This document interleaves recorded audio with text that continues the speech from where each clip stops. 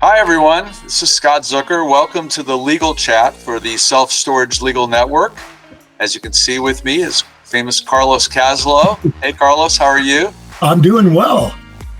So this is the third in our installments of legal chats as part of the Self-Storage Legal Network, part of our continuing Power Hour effort of talking about different topics in the self-storage industry.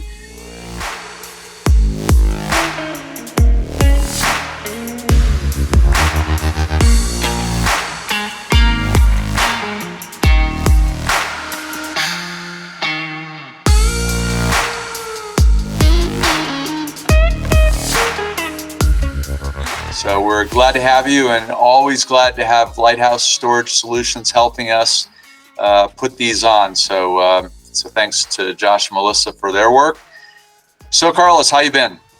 I've been pretty good, but I can't say the rest of that about the Southeast. Things have been really tough down there, and it reminds us that disasters do strike.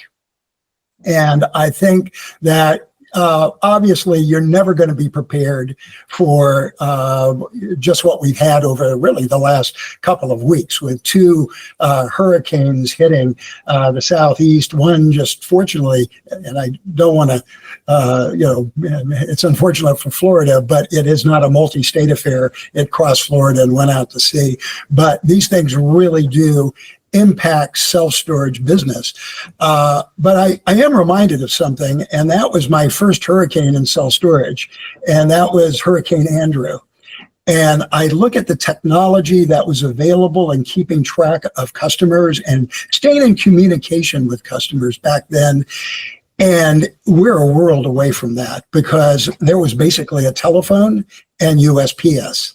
And today, we have cell phones, we have internet, we have a whole variety of methods in which to stay, or at least try to stay in contact with customers. I mean, it's never going to be perfect during the few days after a natural disaster, but usually things start to get back, and we have the ability to do what I think is the most important thing during a disaster, and that's letting our customers know what's going on at the facility, because that's going to be one of their questions. Do you have any thoughts on that, Scott? Well, no, I agree with you. Communication is probably the number one thing. And boy, the phone's sort of ringing off the hook for me since I'm in the Southeast to help operators dealing with these disasters. And I'd love to walk through the scenario and legal issues that are involved in these natural disasters, because I think this could really help a lot of operators that are dealing with it.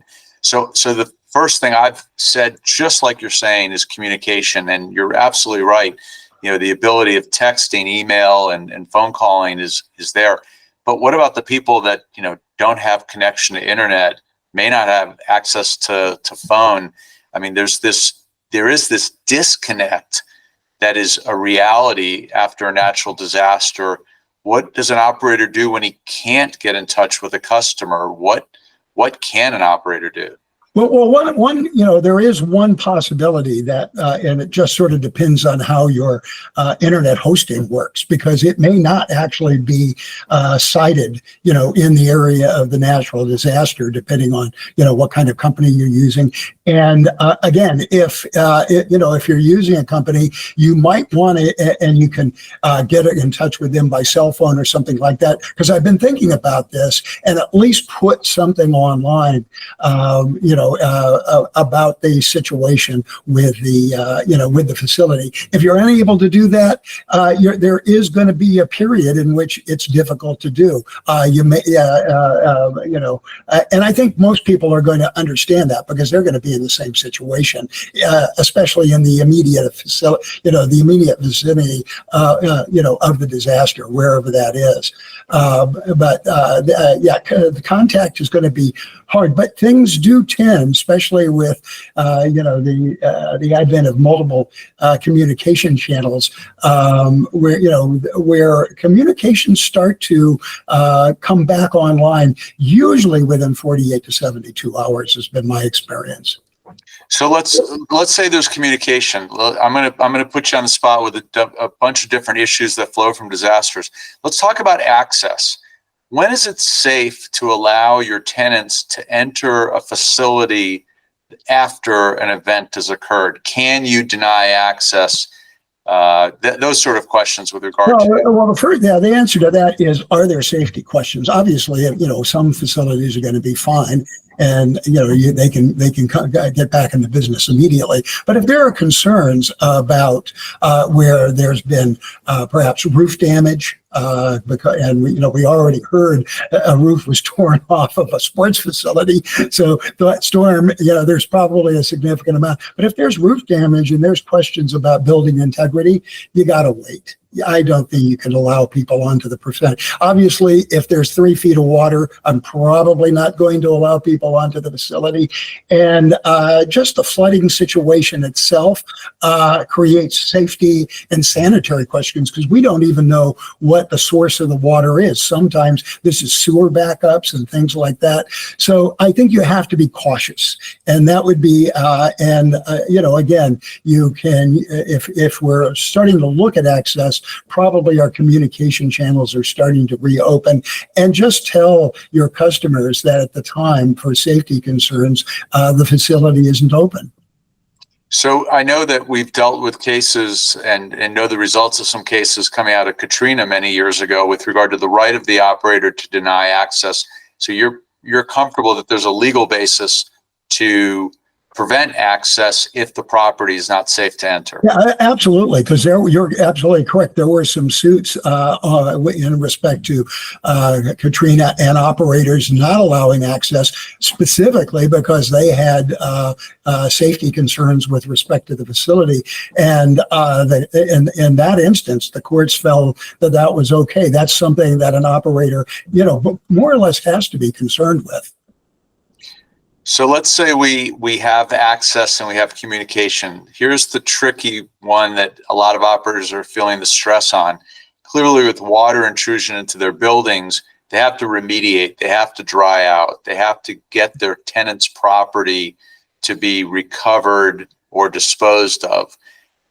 How does an operator handle tenant's property in a unit when the tenant isn't communicating with them and coming to retrieve their property, but they have the same pressure of remediation and dry out of their building?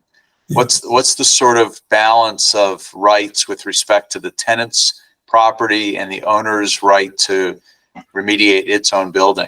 I think this is one situation that's going to be difficult, but you might not have to handle by yourself. You may have to, but I think always remember that this is one of the first calls you want to make when communications are reestablished is with your insurance carrier, because they can provide you not just help with the building itself, but also with the potential customer's good legal liability insurance on how you might proceed with respect to the customer property as well. And again, one of the first calls I would make would be to my insurance agent. Most of the good size insurance companies will have what they have these storm teams that come down into the area with just a lot of adjusters and things like that. And that may be a source of assistance in there, especially if you're dealing with the long-time participants in this business, like Minico and Deans and Homer. I mean, they've gone through this before. But I think with respect to property, we did learn some things with some of the prior hurricanes, because I know that operators, I talked to operators up in the Northeast when we had the back in, what was it? I think it was 2012, and a lot of flooding in New Jersey and New York. And operators took steps. They didn't just allow things just to languish in the in the facility, because they had two issues they had to deal with. First issue is the dealing with their own property and getting that back into operation, and they have a right. And it's in the rental agreement to take steps where repair of the facility is required. And again, in a situation like that, getting a hold of 350 tenants is not is probably in many instances. I mean, you can send out blast emails and things like that, but it's going to be difficult because your tenants are going to be going through similar problems. They may no longer be in the area; they may have evacuated. So you have to do. I think what the rule of reason applies here. Do what is reasonable under the circumstances in order to get the facility. Take care of what is needed to repair the facility, because there could be roof damage and you don't want to delay on that. And also take what steps you can to protect tenant property the best that you can. Yeah, it's that push-pull of like you said, entering the facility, repairing the roof, clearing out areas so that mold and mildew doesn't accumulate in the building. It's this pressure of doing something, but also realizing that you can't do something immediately in your building because you do have possession of your tenant's goods. So there's a balance there. I love your suggestion about the insurance company. I've actually given that advice that it should be a joint effort, because the insurance company that you have for your liability and property damage needs to be aware of the potential of tenant claims arising if you make a disposal decision. So they need to be part of that process. You don't want an insurance company saying, hey, I had no idea what you were doing. We're not going to cover you in response to that claim. But the more that they're involved and sort of participant in the process, I think the claims can be defended if they arise. Yeah, and I think the idea of early reporting or getting your report in quickly is important, because you don't want the situation, well, you should have reported this sooner, and claims of prejudice or something like that because you didn't get your report of losses in early enough. It does happen. It shouldn't happen in a disaster situation. And what about the inclusion now of the third-party tenant insurance company, or if you're doing a protection plan, maybe the protection plan servicing company or adjusting company? How does that play into the partnership of dealing with a natural disaster?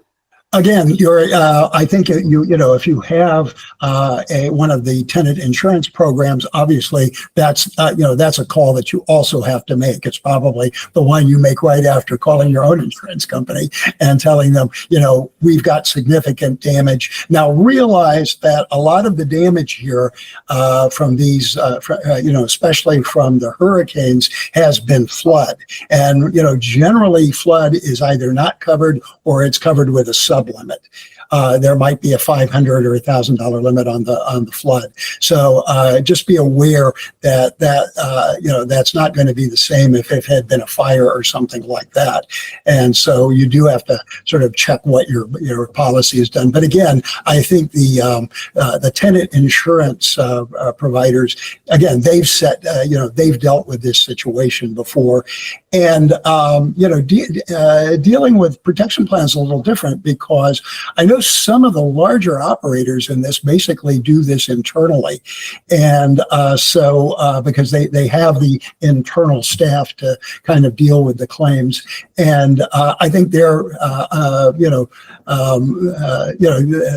approach is to, try to, one, ascertain if the customer has the coverage, and two, exactly what their policy does. Or not policy, but what their, it's not insurance, what their protection plan does in terms of providing their customers with protection. Well, you mentioned the flood issue, and I think maybe some of the most disheartening factors of this is operators that we know and work with that are not in floodplain areas and don't have, therefore, government issued flood insurance, but have general liability property damage policies that exclude flood. Yeah. What thoughts do you have, if any, about the ability of an operator to rebuild its property that doesn't have flood coverage to repair its building? Well, there are going to be low-cost loans, but no, it's going to be a real problem for some operators because flood insurance, which you can buy, is a specialty coverage, and if you don't have it, then you're going to have to pursue other avenues. There is help through FEMA for small businesses, and some of it is through loans, some of it is actually through grants, but I mean, you're going to have to explore, what's available. Obviously, if if you own 10 facilities, you're probably not going to be considered a small business. And the loss of use claim arising from a flood occurrence would also not be triggered? Yeah, it's got to be a covered loss. Yeah.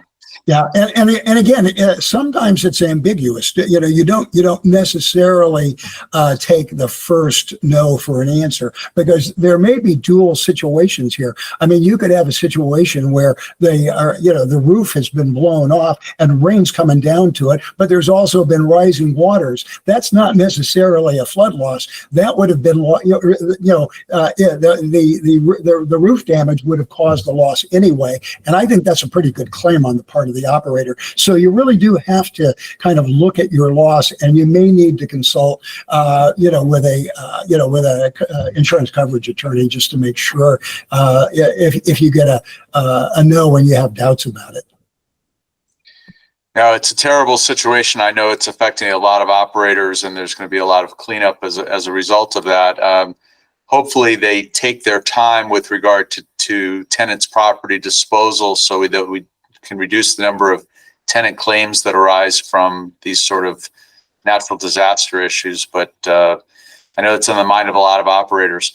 What else is going on out there? One other item. I haven't looked at the policies recently, but the customer's goods legal liability does not exclude flood. So if your customers sue you based on the flood, they usually don't sue on the direct damage from the disaster. They usually sue you for your what you did after the disaster occurred, but that should still be covered. So that's a different situation.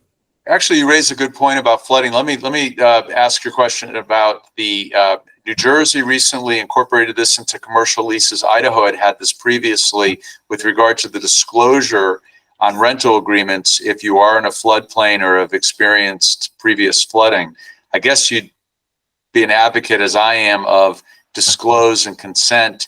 If your property has suffered flood damage going forward, it should be disclosed in your rental agreements, right? It's an interesting question. Obviously, in New Jersey, you've got to do it. I've worked on the disclosure on that. But in the modern world, I'm starting to think the answer to that question is yes, just because of the frequency and the magnitude of what we're seeing. So, I mean, if this is the first situation where you've had flood, that's fine. I think you might just say that, if you are in a floodplain, you might want to disclose that fact, a 100-year floodplain or something like that. Okay. All right. Well, enough natural disasters. What else is on your list of self-storage topics for our folks?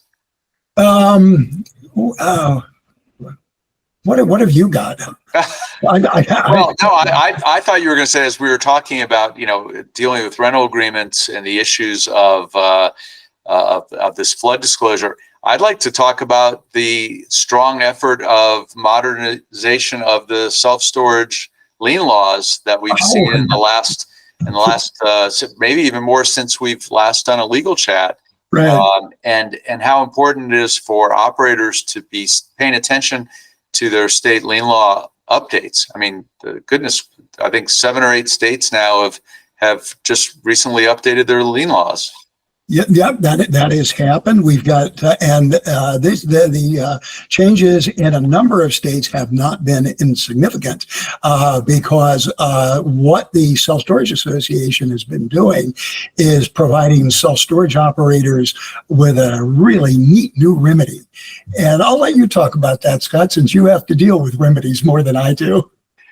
Well, I mean, I think that this all flows out of the National Association and state operators sort of recognizing and hearing the needs of the facility members, that they otherwise, in terminating a tenant for a non-monetary default, something other than payment, the solution when a tenant doesn't otherwise voluntarily vacate is to have to go through an eviction process through the courts. And I know how frustrating and time consuming that can be for operators to deal with that remedy of a non-monetary default termination of their month-to-month leases. So what we've seen in these statutes, for the most part, is a notice process post-termination that a tenant is given an opportunity to vacate its unit and remove its property. And then after that date that they've been given notice, that the operator has simply the right of disposal of the property to re-rent the space. So it's a self-help remedy, not only for a monetary default, which is the lien law, but now for a non-monetary default with removal and disposal.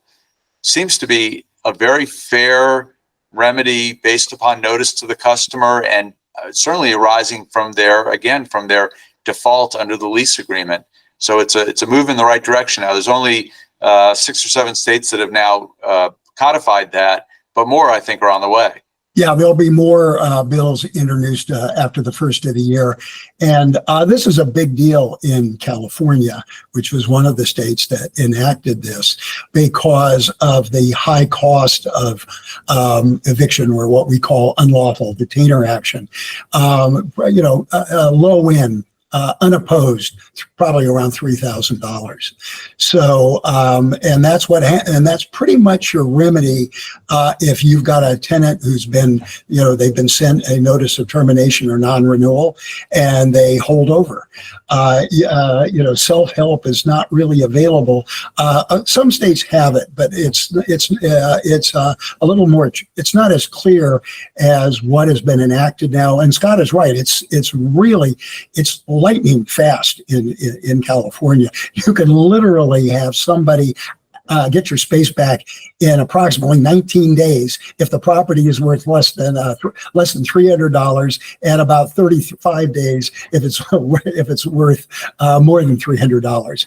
And if you think of the alternative, the unlawful detainer, weeks and maybe months, depending on how crowded the court dockets are. Well, I just encourage operators, notwithstanding how excited I am about this, as you say, this remedy for operators, to be judicious about the use of it, not to default to a termination and disposal time period in lieu of going through the lien process for monetary defaults. I think it's important that everyone still stays sort of in the straight and narrow with regard to how to use these solutions that are in the statute, especially as we're trying to work towards including them in other states. We don't want operators taking advantage of these statutes and then sort of getting bad press with regard to its use. Yeah, this is really, a remedy that, most operators, if somebody's paying the rent, are happy to keep the tenant under most circumstances, but this is to deal with the difficult problem. You have a customer who is sleeping in the storage unit. You have a customer who's harassing other tenants. This is somebody who, even though they're willing to pay the monthly rent, it's just not working as a relationship between you and this customer.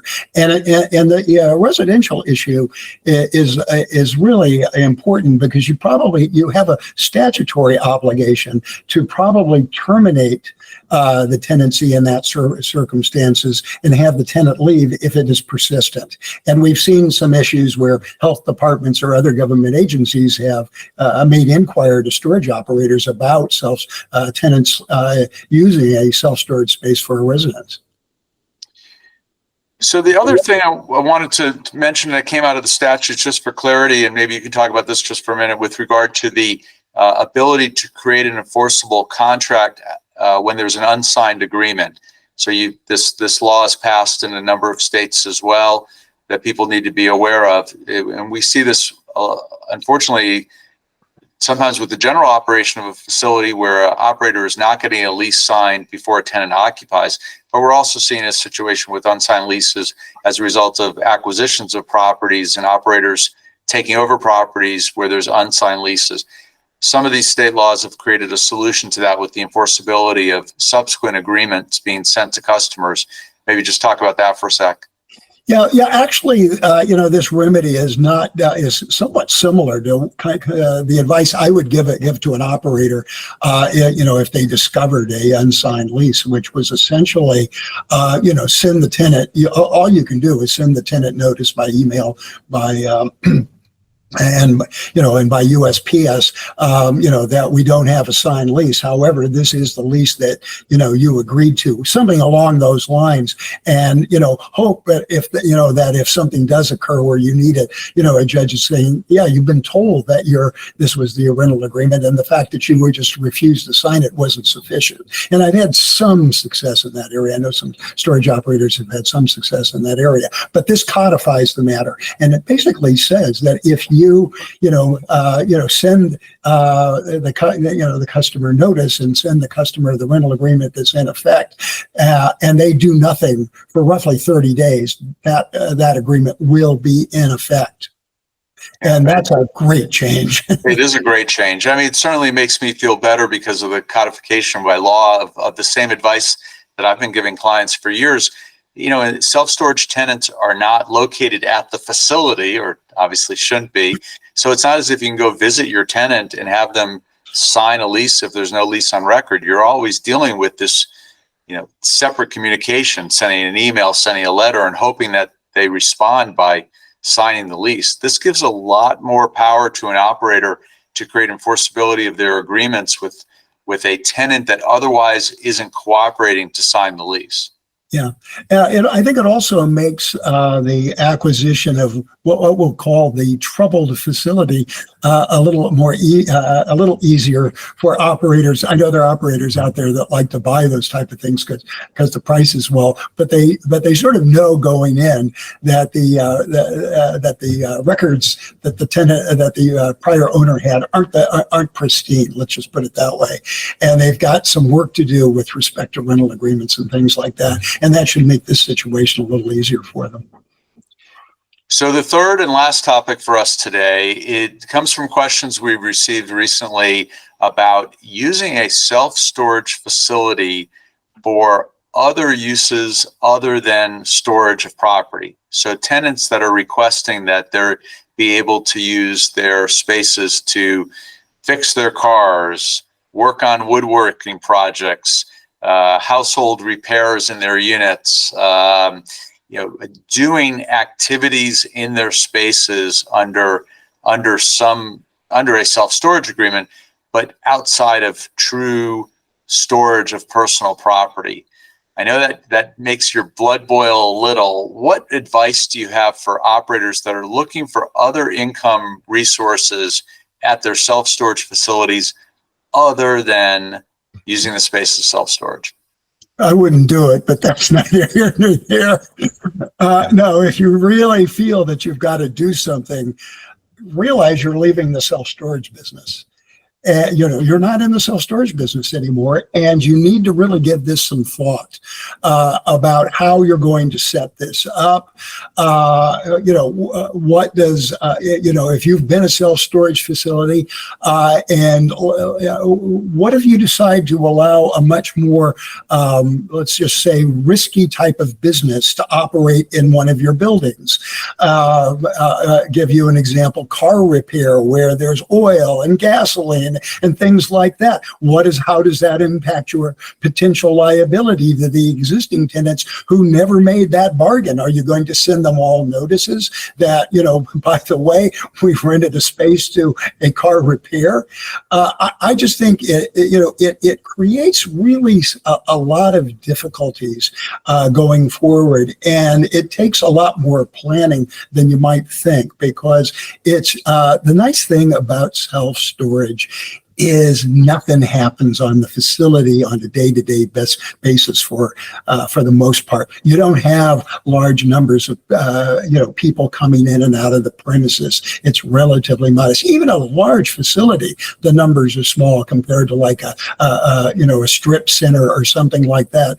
So when you're going to make these changes, you got to look at the impact that it has, not only that you're moving to another type of business, and you better check with local zoning and the scope of your building permit and those kind of things, because you told everybody I'm building a self-storage facility. You didn't tell them I'm having a car repair business at my facility, or I'm going to open up retail shops, or various things like that. So be careful. I love how you did the zinger at the end with the zoning issue. So I was waiting for you to talk about the insurance issue, and the fact that you're insured as a self-storage property. If you start renting the spaces for other use, you may not have coverage with respect to your building. You absolutely need to make sure that your building isn't zoned only for self-storage under some variance as compared to allowance for commercial space. And then lastly, and we've talked about this before, the life safety construction of a self-storage building is much different than a building that's used for ventilation and access for a building where people are staying in the space using it for other purposes. Yeah, the insurance issue is an interesting one because the rates for self-storage are relatively low. And again, if you were to put in something like car repair, much higher cost for fire, et cetera. So, your insurance price, premiums are also going to probably go up as a result of that. And it may impact your work. It shouldn't, but it could even impact workers' comp. Another great point. Yeah, in terms of operating the facility for something other than as intended with self-storage, that makes a lot of sense. I mean, if you have a separate building, separate access, maybe separate construction of the building, there may be room for this sort of unique application. And I know that's stressful for a lot of operators who are looking for additional revenue concepts out of their properties. Certainly, we've seen RV, car, boat storage, things like that for some of these properties. It still all falls into the context of self-storage typically, but these other uses is what's getting a little tricky out there. Yeah. No, I agree with that. And again, I think it takes a little more planning than you might think. Well, we've reached the end of our legal chat today. Wanted to make this quick and easy for you guys to listen in on some topics that we hope will be helpful to you and certainly impact your operations. Carlos and I are always available through the Self-Storage Legal Network. I know that we'll have that information available to you as part of this program. And Carlos, you can close it out, I guess, until next time. Yeah, thank you for attending. And again, we're going to be doing this again probably in a couple of months, and we look forward to you attending. And as Scott said, we are available, and the contact information for the Self-Storage Legal Network is going to be available on this podcast. I guess this is not a podcast. We're actually a show. YouTube. Yeah, we're our own show. Thanks, everybody. We'll see you soon. Be safe out there. Thank you all for joining us on the Legal Chat for the Self-Storage Legal Network. We want to thank Lighthouse Storage Solutions for producing this with us with the Self-Storage Legal Network. Again, you can ask questions for us for our future sessions that are going to be on YouTube. We're going to do these 4 times a year at the email below. And certainly you can reach out to Carlos and I via our emails if you have other questions about what we're doing. And certainly you can reach the Self-Storage Legal Network at www.selfstoragelaw.com. Again, thank you. Thank you. We'll see you soon.